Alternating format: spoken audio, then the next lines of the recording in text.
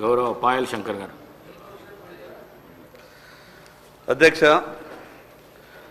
మంత్రి గారికి నేను అడిగినటువంటి ప్రశ్న ఏంటంటే, ఈ రాష్ట్రంలో ధరణిలో పెండింగ్లో ఉన్నటువంటి అప్లికేషన్లు ఎన్ని, ఏ స్థాయిలో ఆ అప్లికేషన్స్ ఉన్నాయో చెప్పవలసిందిగా మంత్రి గారిని అడిగిన. నిన్న మంత్రి గారు భూభారతి బిల్లు ప్రవేశపెడుతూ చాలా విషయాలు దాంట్లో స్పష్టంగా చెప్పిండ్రు. ప్రత్యేకంగా భూమితో మనిషికి ఉన్నటువంటి బంధం, భూమి లేనిది మనిషి జీవితమే లేదనేది మంత్రి గారు స్పష్టం చేసిండ్రు. దాంట్లో పూర్తిగా వాస్తవం ఉన్నది. మాకు అనిపించింది అధ్యక్ష, ప్రశ్న దానికి రిలేటెడ్ కాకపోయినప్పటికీ ఈ ధరణిలో పడ్డటువంటి కష్టాలు అన్నీ ఇన్ని కావు. సరే, కొత్తగా ప్రభుత్వం భూభారతి అని పేరు మారుస్తుంది. పేరు మారిస్తే కూడా కానీ పేరు మార్పుతోనే సరిపోదు, చాలా ప్రయత్నాలు చేసినట్టు అనిపిస్తుంది. కానీ ఇంకా చేయాల్సింది చాలా ఉన్నది. ధరణి ప్రవేశపెట్టినటువంటి పరిస్థితి ఎంత విచిత్రకరంగా ధరణి పనిచేసిందంటే సార్, బాలనాగమ్మ అనే ఒక నాటకం ఉన్నది సార్. మీరు కూడా గ్రామీణ ప్రాంతం నుంచి వచ్చిన వాళ్ళు కాబట్టి ఆ నాటకం చూసినరేమో అనుకుంటున్నా. దాంట్లో చిలకపానం అంతా కూడా మాయల పకీరు చేతులు ఉంటుంది. మాయల పకీరు ఏడున్నా కూడా చిలక ఎట్లా చెప్పుతే అట్లా ఆడుతుంది. అందరికి అర్థం కాదు.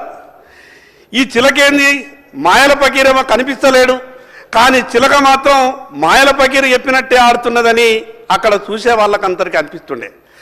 ఈ ధరణి కూడా భూమి ఏమో ఆదిలాబాదులు ఉంటుండే, హైదరాబాద్ నుంచి అది ప్రొహిబిటెడ్లో ఉండాలనా లేదా ఇంకో దాంట్లోకి పోవాలని ఇక్కడికి వెళ్ళే మొదలవుతుండే. ఇక్కడ ఉన్నటువంటి మాయల పకీరు ఎట్లా ఆడిస్తే అట్లా ఆడింది ఆ ధరణి. కానీ అక్కడ ఉన్నటువంటి పట్టేదారు నా పట్టా భూమిది, నా తాత ముత్తాతల నుంచి వచ్చినటువంటి ఆస్తి, నేను దీన్ని అమ్ముకుంటా అంటే మాత్రం ఆ ధరణి ఒప్పుకోకపోతుండే. ఎప్పటిదాకానైతే మాయల పకీరు ఇషారా రాకపోతుందో, ఎక్కడిదాకానైతే మాయల పకీరు ఆ చిలకకు చెప్పడో, అప్పటిదాకా రైతు తన పట్టాలు ఉన్నటువంటి సొంత భూమిని కూడా అమ్ముకోలేనటువంటి పరిస్థితిలో ధరణి ఉండే. అధ్యక్ష, సామాన్య రైతు గ్రామం నుండి మండల కేంద్రానికి రావాలంటేనే ఇబ్బంది. వ్యవసాయం విడిచిపెట్టి పోనీ మండల కేంద్రంకు అష్ట కష్టాల పాల్పడి మండల కేంద్రానికి వస్తాడు. ఆ తహసీల్దార్ అంటుండే నా దగ్గర ఏమీ లేదు, ధరణి వచ్చిన తర్వాత అంతా పైననే ఉన్నదని. చివరికి ఇంకా ఇతని పైన అధికారి ఎవరు అంటే ఆర్డీఓ. ఇక ఆర్డీఓ దగ్గరికి పోతుండే రైతు. ఆర్డీఓ చెప్తుండే ఇక ఈ కంప్యూటర్ ధరణి వచ్చిన తర్వాత నా దగ్గర ఏమీ లేదు, ఇంకా పైకి పోయిందంటే ఇక మళ్ళా జిల్లా కలెక్టర్ దగ్గరికి ఆ రైతు పోతుండే. జిల్లా కలెక్టర్ అంటుండే నా దగ్గర మిగతా అధికారాలు ఉన్నాయి, కానీ ఈ ధరణికి సంబంధించిన అధికారాలు నా దగ్గర లేవు, ఎక్కడికి పోవాలా సారు అని జిల్లా కలెక్టర్ని అడిగితే, ఇది హైదరాబాద్లో CCLA అనే ఆఫీస్ ఉంటుంది, ఆ CCLA అనే ఆఫీసులో పోతే అక్కడ ఒక శిలక ఉంటుంది, మాయల పకీరు ఎప్పుతా శిలక పనిచేస్తుంది అని అంటే ఈ రైతుకు అర్థం కాక సంవత్సరాల పాటు తిరిగి తిరిగి అద్దపావు చేరుకు పరికి ఏదో కోట్ల రూపాయలు ఉన్నటువంటి భూమిని కూడా లక్షల రూపాయలకు అమ్ముకొని ఆ రకంగా రైతులు ఇబ్బంది పడ్డటువంటి సంగతి మనందరికీ తెలుసు. అధ్యక్ష, తమరి ద్వారా నేను ప్రభుత్వానికి విజ్ఞప్తి చేస్తా ఉన్నాను.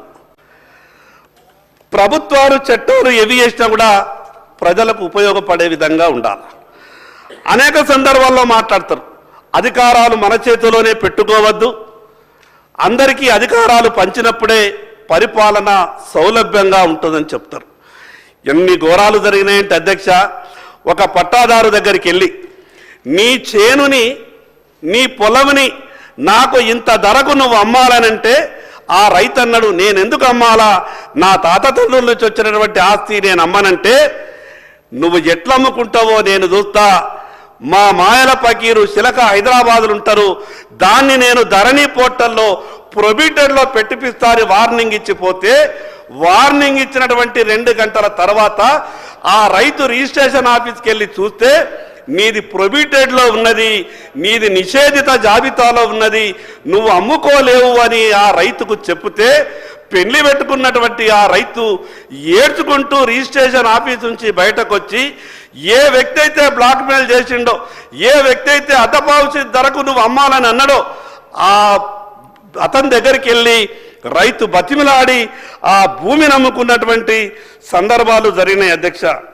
అధ్యక్ష ధరణి పోర్టల్లో 50-60 సంవత్సరాల నుండి వ్యవసాయం చేసుకుంటున్నటువంటి రైతులు గతంలో సాదా బయాన మీద కొన్నటువంటి ఆ భూములని ఈ ధరణి వచ్చిన తర్వాత కొందరు దేశ్ముఖులు కావచ్చు, కర్నళ్ళు కావచ్చు, మిగతా కొందరు దొరలు కావచ్చు, నక్సలైట్ల భయంకు మారుమూల గ్రామాల నుండి బతుకు తెరువు కొరకు హైదరాబాద్ వచ్చినటువంటి దొరలకు తిరిగి 100,000 ఎకరాలు వాళ్ళ చేతిలో పట్టాలు వచ్చిన తర్వాత 50-60 సంవత్సరాలుగా సాదా బయానా మీద 500-1000 రూపాయలకు ఎకరం కొనుక్కున్నటువంటి ఆ రైతులు వీళ్లకు పట్టాలు వచ్చిన తర్వాత వాళ్ళు అనాథలుగా మారిండ్రు. కూలీలుగా బతకడానికి హైదరాబాద్ వచ్చిన వాళ్ళు పట్టాదారులుగా మారిండ్రు. పట్టాదారులు కావాల్సినటువంటి రైతులు అదే గ్రామంలో కూలీలుగా మారిండ్రు. మీ ద్వారా రెవెన్యూ శాఖ మంత్రి గారికి నేను విజ్ఞప్తి చేస్తా ఉన్నాను. గతంలో ఆ రకంగా ఉన్నటువంటి తప్పులను మీరు ఇప్పుడు కొత్తగా ఈ భూభారతిలో చాలా స్పష్టంగా అన్ని విషయాలు జిల్లా లెవెల్లో కూడా చర్చ జరిగింది. ఆ చర్చలు కూడా నేను పాల్గొన్నా. కానీ మీకు కూడా ఒక విజ్ఞప్తి చేస్తున్నా, మీ ద్వారా రెవెన్యూ శాఖ మంత్రి గారికి నేను ఒక విజ్ఞప్తి చేస్తా ఉన్నా. గత ప్రభుత్వం ఏ రకంగానైతే మాయల పకీరు శిలక వ్యవహారం చేసిందో మీరు పెట్టినటువంటి బిల్లులో కూడా ఒక క్లాజ్ ఉంది అధ్యక్ష. ట్రిబ్యునల్లను ఏర్పాటు చేసే వరకు CCLAనే దీనికి సర్వస్వం అని మీరు ఆ క్లాజ్ని, ఎందుకంటే తర్వాత చర్చలో చెప్పాలనుకున్నాం కానీ సందర్భానికి అనుసంధానం ఉన్నది కాబట్టి నేను చెప్పే ప్రయత్నం చేస్తా ఉన్నాను.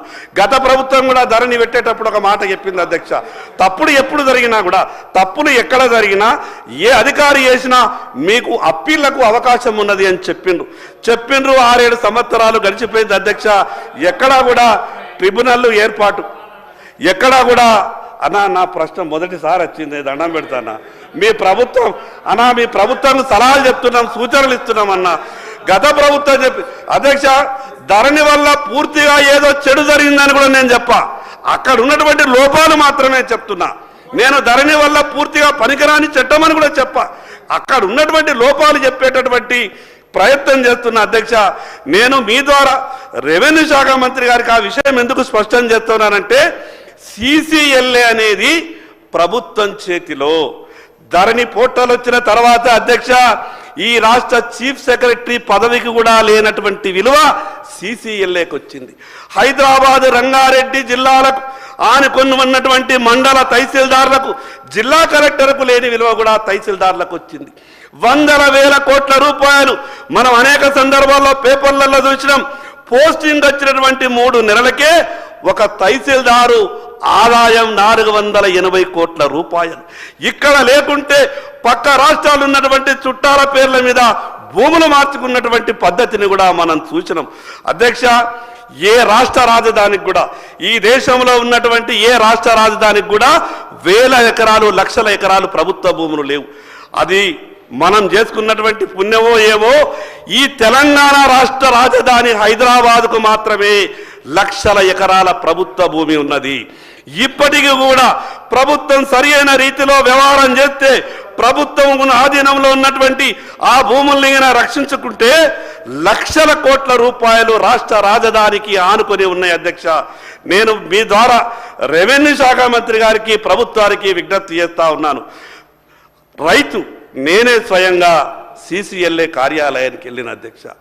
రైతులని 20 మందిని పట్టుకొని పోయినా. 4 సార్లు జిల్లా కలెక్టర్ కార్యాలయం నుంచి వచ్చినాయి, కరెక్షన్స్ ఉన్నాయంటే అక్కడికి వెళ్ళాలా, మళ్ళీ కరెక్షన్ చేసి పంపాలా. ఇక్కడికి వచ్చిన తర్వాత 20 మందిని రైతుల్ని పట్టుకొని నేను లోపలికి వెళ్ళిన. సార్ మీ దగ్గరికి అవి వచ్చినాయి, అవి తొందరగా క్లియర్ చేస్తే బాగుంటుందంటే సహజంగా సీసీఎల్ఏ దగ్గర ఆ లైన్ ఎట్లుంటుందంటే ఒక్కొక్క ఎకరం క్లియర్ చేస్తే 50 కోట్లు 60 కోట్లు. ఆ సార్లు ఏమనుకున్నారు, ఈ సీసీఎల్ఏ సార్ ఈ ఎమ్మెల్యే ఎంబడి పట్టుకొని వచ్చిందంటే ఇదేదో 300-400 కోట్ల విషయం ఉంటుండొచ్చు, ఇంత తొందరగా క్లియర్ చేస్తే కుదరదు అనుకున్నారో ఏమో. నేను 4 సార్లు అయింది సార్. నేను అందుకే మీ ద్వారా గౌరవ రెవెన్యూ మంత్రి గారికి విజ్ఞప్తి చేస్తా ఉన్నాను, జిల్లా కలెక్టర్ల స్థాయిలో సమస్య పరిష్కారం చేసే విధంగా ప్రయత్నం చేయండి.